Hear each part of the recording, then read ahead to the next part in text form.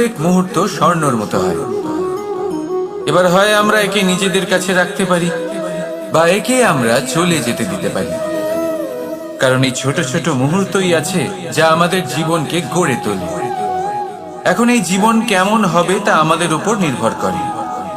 যদি আপনি একটা মুহূর্তের যত্ন না নেন, যদি আপনি এক মুহূর্ত ভালো না বাসেন, যদি আপনি এক মুহূর্ত স্নেহের আনন্দ না উপভোগ করতে পারেন, তাহলে দেখতে দেখতেই আপনার সমস্ত সময় নষ্ট হয়ে যাবে, আপনি জানতেও পারবেন না। অর্থাৎ এই সময় স্বর্ণ হতে পারে না।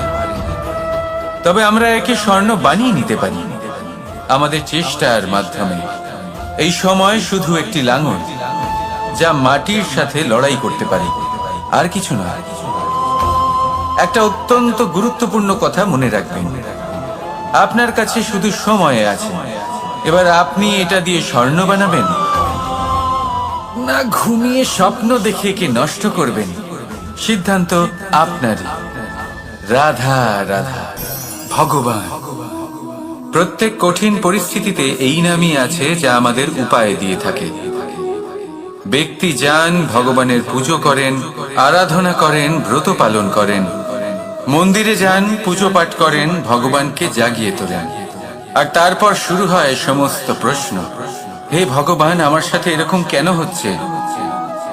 কেন আমারই জীবনে এত দুঃখ আছে? আমি কিভাবে এর সম্মুখীন হব?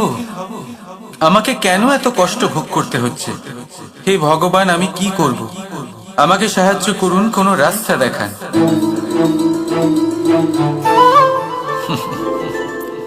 চলুন আমি আপনাকে একটা প্রশ্ন করি। মন্দিরে যাওয়ার চেষ্টা করার আগে আপনি কি জীবনে ততটা চেষ্টা করেছেন যতটা সেই সমস্যাকে দূর করার জন্য দরকার ছিল? দ্বিতীয় প্রশ্ন, ভগবানকে জাগানোর পূর্বে আপনি কি নিজেকে জাগিয়ে তুলেছেন? আপনি কি আলস্য ত্যাগ করেছেন?